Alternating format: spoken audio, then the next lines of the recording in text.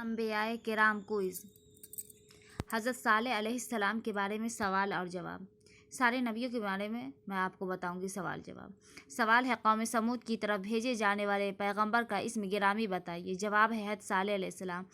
سوال ہے اونٹنی کا معجزہ دکھانے والے پیغمبر کا اسم گرامی بتائیے۔ جواب ہے حضرت صالح علیہ السلام۔ سوال ہے قوم سمود کہاں رہتی تھی؟ جواب ہے حجر کے علاقہ میں جو حجاز اور شام کے درمیان وادی القرا تک پھیلا ہوا ہے اور فج الناقہ کہلاتا ہے۔ سوال کیا قوم سمود کی کچھ نشانیاں ابھی باقی ہیں؟ جواب ہے ہاں، ان کی پہاڑیوں میں کھودی ہوئی عمارتیں اب تک موجود ہیں۔ سوال ہے قوم سمود کس کی پوجا کرتی تھی؟ جواب ہے مختلف بتوں کی۔ سوال بتائیے ناقۃ اللہ کسے کہتے ہیں؟ جواب اس اونٹنی کو ناقۃ اللہ کہتے ہیں جو حضرت صالح علیہ السلام نے اپنی قوم کے معجزہ دکھانے پر اصرار کرنے کی وجہ سے اللہ پاک سے مانگی تھی۔ سوال ناقۃ اللہ کیسے وجود میں آئی ہے؟ جواب ہے حضرت صالح علیہ السلام نے اللہ پاک سے دعا کی تو پہاڑ پھٹا اور اس میں سے ایک بہت بڑی اونٹنی نمودار ہوئی۔ سوال ہے حضرت صالح علیہ السلام کی نافرمان قوم یعنی سمود کس طرح تباہ ہوئی؟ جواب ہے اللہ کے عذاب نے انہیں پکڑ لیا جو کڑکدار بجلی زلزلہ ڈالنے والی دہشت ناک اور خوفناک چیخ کی صورت میں ان پر نازل کر دیا گیا تھا۔ سوال قرآن مجید میں حضرت صالح علیہ السلام کا اسم گرامی کتنی بار آیا ہے؟ جواب ہے 8 بار۔ سوال قرآن مجید کی وہ کون سی آیات ہے جن میں حضرت صالح علیہ السلام کا اسم گرامی آیا ہے؟ جواب ہے سورہ اعراف آیت نمبر 73، 75، 77 کل 3 بار آیا ہے۔ سورہ ہود میں آیت نمبر 61، 62، 66، 89 4 بار آیا ہے۔ الشرع میں 142 1 بار آیا ہے۔ سوال عاد اولیٰ اور عاد ثانیہ سے کیا مراد ہے؟ جواب یہ سامی اقوام کی ایک شاخ ہے۔ عاد اولیٰ کا تعلق ہود علیہ السلام سے اور اس عذاب سے ہود علیہ السلام کے ساتھ بچ جانے والے لوگ جن کی نسلوں کی طرف حضرت صالح علیہ السلام کو بھیجا گیا عاد ثانیہ کہلاتا ہے۔ سوال ہے قوم سمود کی بستیاں کہاں تھیں؟ جواب حجاز اور شام کے درمیان وادی القرا میں۔ سوال سمود ارم کن کو کہتے ہیں؟ جواب حضرت صالح علیہ السلام کی قوم کو انہیں ہی عاد ثانیہ بھی کہتے ہیں۔ سوال ہے قوم سمود کے معاشرہ کی نمایاں نشانی کیا ہے؟ جواب ہر اونچی جگہ پر عمارتیں اور پہاڑوں میں کھودی ہوئی عمارتیں۔ سوال ہے قرآن مجید میں پیغمبروں اور قوموں کے قصے کیوں بیان کیے جاتے ہیں؟ جواب ہے تاکہ لوگ ان سے عبرت حاصل کریں، اللہ کی مرضی پر عمل کریں۔ سوال ہے قصص القرآن سے معلوم ہوتا ہے کہ ہر قوم نے اپنی نبی سے نشانی کا مطالبہ کیا تھا، کیا آپ بتا سکتے ہیں کہ نشانی سے کیا مراد ہے؟ جواب ہے معجزہ۔ سوال کیا معجزہ نبی کا اپنا عمل ہوتا ہے؟ یعنی کیا نبی اس بات کی طاقت رکھتا ہے کہ اپنی مرضی سے معجزہ دکھائے؟ جواب نہیں، معجزہ اللہ پاک کا فعل ہے جو نبی کے ہاتھ سے ظاہر ہوتا ہے، کیونکہ نبی بہرحال انسان ہے اور انسان کو یہ طاقت نہیں ہے کہ اللہ پاک کے کسی قانون یا کام میں دخل دے سکے۔ نبی کا کام دعا ہے اور اللہ پاک کا کام معجزہ دکھانا ہے۔ سوال معجزہ اللہ کا کام ہے، نبی کا کام نہیں، کیا آپ اس کا ثبوت قرآن مجید سے پیش کر سکتے ہیں؟ جواب ہے قرآن مجید کی سورہ المومنون میں ارشاد ہے ترجمہ اور کسی رسول کی طاقت میں نہیں کہ وہ کوئی نشانی معجزہ لا سکے خدا کی اجازت کے بغیر، پس جب خدا کا حکم آ پہنچتا ہے تو حق کے ساتھ فیصلہ کر دیا جاتا ہے اور اس موقع پر جھٹلانے والے خسارہ میں پڑ جاتے ہیں۔ سوال ہے حضرت صالح علیہ السلام کو جھٹلانے والے ان کی قوم کے سرداروں نے بھی اپنے آپ کو خدا کے مقبول بندے ثابت کرنے کے لیے کیا دلیل دی تھی؟ جواب ہے انہوں نے کہا اے صالح، اگر ہم باطل پرست خدا کے صحیح مذہب کے منکر ہوتے اور ان کے پسندیدہ طریقے پر قائم نہ ہوتی تو آج ہم کو یہ دھن دولت، سرسبز زادہ باغات کی فراوانی، سونے چاندی کے بہتات، بلند و عالیشان محلات، میوے اور پھلوں کی کثرت، شیریں نہروں اور عمدہ باغوں کی نعمت کیوں کر حاصل ہوتی جبکہ خود تمہارے پیرو تنگ حال اور غریب ہے؟ پھر تم ہی بتاؤ کہ ہم مقبول ہے یا تم؟ سوال ہے صالح علیہ السلام نے اپنی قوم کے سرداروں کے انکار نبوت اور گمراہی پر اصرار کرنے اور شیخی اور تکبر کرنے کے جواب میں کیا ارشاد فرمایا تھا؟ جواب ہے آپ نے فرمایا اے لوگو، تم اپنی اس خوشحالی پر شیخی نہ مارو اور خدا کے سچے رسول اور ان کے سچے دین کا مذاق نہ اڑاؤ، اسی لیے کہ اگر تم اس طرح تکبر و غرور میں مبتلا رہے تو اللہ پاک پل بھر میں اس سب چیزوں کو فنا کر دے گا، کیونکہ ہر سامان عیش اللہ کی خوشنودی کا باعث نہیں ہوتا۔ ان کی خوشی اور رضا حاصل کرنے کے لیے مال و دولت کے بجائے تقوی اور اطاعت کی ضرورت ہے۔ سوال ہے قوم سمود کا اپنے نبی حضرت صالح علیہ السلام کے متعلق کیا خیال ہے؟ جواب ہے وہ انہیں اپنے ہی طرح کا ایک انسان سمجھتی تھی اور کہتی تھی کیا ہماری موجودگی میں اس پر خدا کی نصیحت اترتی ہے، یعنی ہم امیر ہیں اور یہ غریب ہیں۔ सवाल, ऊँटनी का मौजज़ा दिखाने के बाद हज़रत सालेह अलैहिस्सलाम ने कौम को किस चीज़ से मुतनबा किया था?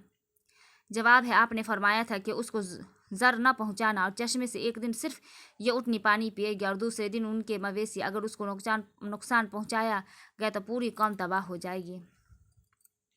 सवाल है, हज़रत सालेह अलैहिस्सलाम ने अपनी कौम की तबाही के लिए कौन सी निशानी मुकर्रर की थी? जवाब है, जब वो लोग नाकतुल्लाह को नुकसान पहुँचाएंगे तो तबाह हो जाएंगे।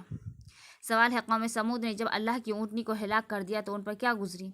जवाब, वह पूरी कौम तबाह हो गई। सवाल, कौम समूद ने हज़रत सालेह अलैहिस्सलाम की तबलीग दीन के जवाब में क्या कहा था? जवाब है, अगर तुम पहाड़ में से जिंदा ऊँटनी निकाल कर दिखा दो तो हम तुम पर ईमान ले आएंगे। सवाल, क्या कौम समूद के लोग अपनी पसंदीदा मुआजिज़ा देख कर हज़रत सालेह अलैहिस्सलाम पर ईमान लाए? जवाब है, नहीं, सिर्फ एक सरदार जंदा बिन उम्र ईमान लाया था।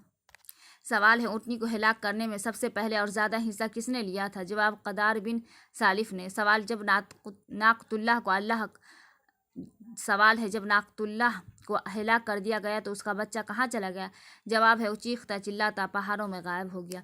सवाल, जब हज़रत सालेह अलैहिस्सलाम को नाकतुल्लाह के हिलाक होने की खबर मिली तो आपने क्या इरशाद फरमाया? जवाब है, आपने आबदीदा होकर फरमाया, ऐ बदबख्त कौम, आखिर तुझसे सब्र न हो सका, अब खुदा के अजाब का इंतज़ार कर। 3 रोज़ के बाद वो न टलने वाला अजाब आएगा और तुम सबको हमेशा के लिए तबाह व बर्बाद करके रख देगा। सवाल है, हज़रत सालेह अलैहिस्सलाम की ज़बान से 3 दिन के बाद अजाब इलाही की खबर सुनकर कौम समूद के चेहरों की क्या कैफियत हो गई थी? जवाब, वो खौफ के मारे पहले दिन उनके चेहरे जर्द, दूसरे दिन सुर्ख और तीसरे दिन स्याह हो गए थे।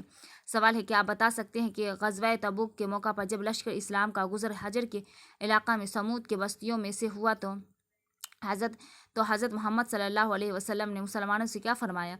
जवाब है, जब सहाबा ने समूद के कुएं से पानी भरा और आटा गूँथ कर रोटियां तैयार करने लगे तो हुजूर सल्लल्लाहु अलैहि वसल्लम ने फरमाया, उस पानी को गिरा दो, हांडी उलट दो और आटा बेकार कर दो, क्योंकि ये वो बस्ती है जिसमें खुदा का अजाब हुआ। यहाँ ना क़याम करो और ना यहाँ की चीज़ों से फ़ायदा उठाओ, आगे बढ़कर पड़ाव डालो, ऐसा ना हो कि तुम भी किसी बला में मुब्तला हो जाओ।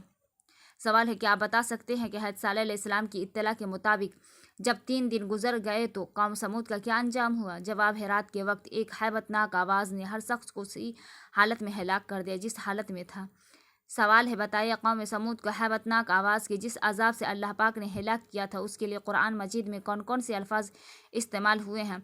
जवाब है, सायका, करकदार बिजली, राजफा, जलजला डाल देने वाली शय, तागिया, दहशतनाक, सीहा, चीख।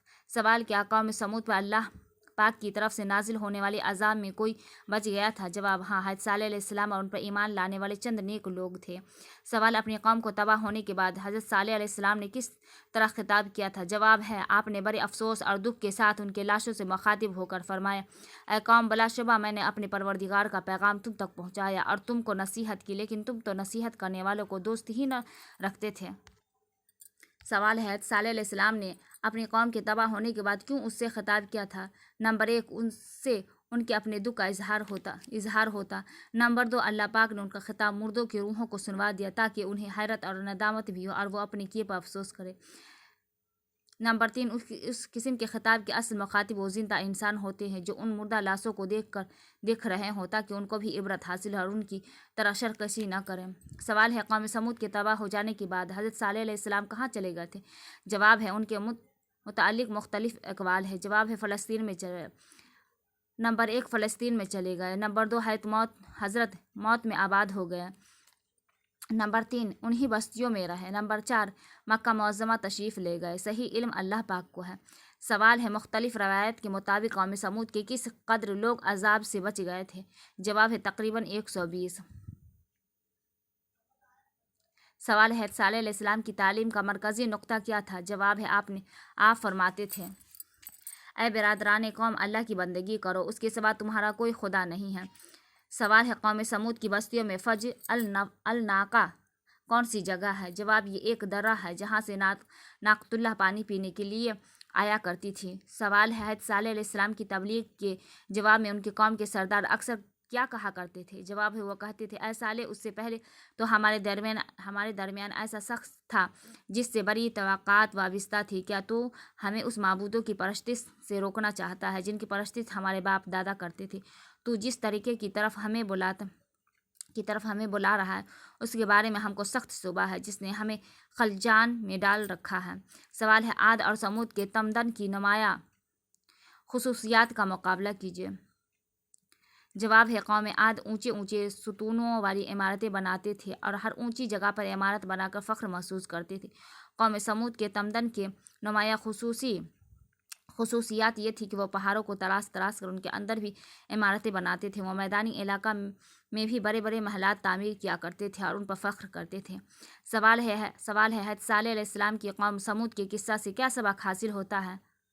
جواب ہے نبی کی بات کا انکار کرنا، اللہ کی نشانی کو جھٹلانا، مفسروں کی بات ماننا، جاہلی رسم و رواج اور اقتدار پر جمے رہنا، خدائی عذاب کو دعوت دینا اور اس عذاب کو دنیا کی کوئی آشائش یا محلات ہرگز نہیں روک سکتے۔ حضرت ابراہیم علیہ السلام کے بارے میں آپ کو سوال جواب بتاؤں گی۔